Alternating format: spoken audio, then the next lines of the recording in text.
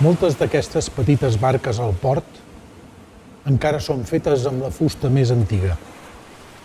Abans que els creuers dels turistes, que les llanxes i els glass bottom boats, abans fins i tot que aquest port de formigó construït mar endins, les barques sortien amb la primera claror i pescaven unes hores fins a mig matí davant les cales desertes en les aigües tranquil·les. Repintades cada any són, tanmateix, fustots vells. Han vist apariar 2 o 3 veles, 5 o 6 motors i 3 generacions de gent senzilla.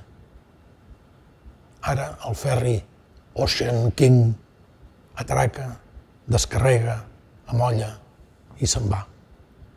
Però les barques continuen aquí.